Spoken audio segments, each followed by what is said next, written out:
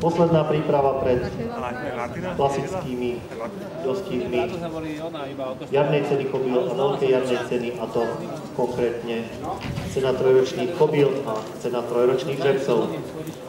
V červenom drese s bielými rukávmi je to s číslom 1 Lutoho, za ním v rotovom drese s modrými rukávmi Normahov,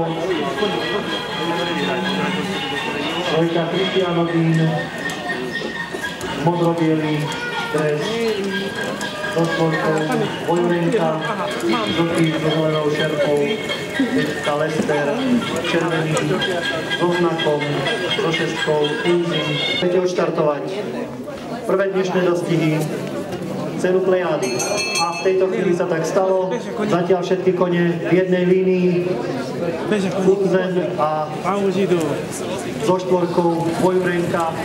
Príjmanie vedenia Vojurenka prichádza do bariére, taktiež Instanca Stajn Adama, Instance Fortuna vnútrajškom dráhy sa dostala na prvé miesto a príjma sa úlohy vodičky. Instance Fortuna prvá, Vojurenka na druhom mieste. Neohrozenie k cieľovému stĺpiku, ale blíži sa k nemu zadu Kafu Boko, Kunzen alebo Kafu Boko, ale Kunzen uhájí víťazstvo pred Kafu Boko na treťom mieste, Vojurenka štvrtý, Ormahold a na piatom mieste Cistance Fortuna. Na ďalších miestach potom prešli cieľom Kristián Vín.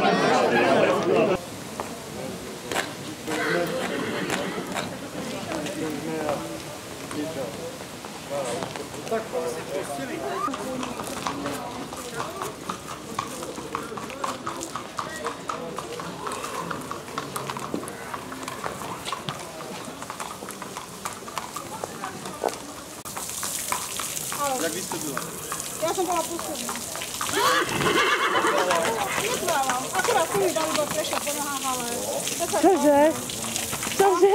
On tak prišiel, ako nechcel byť dneska posledný, tak sa zabral. Ježiš. Tak je to na kamere. Tak. Tak.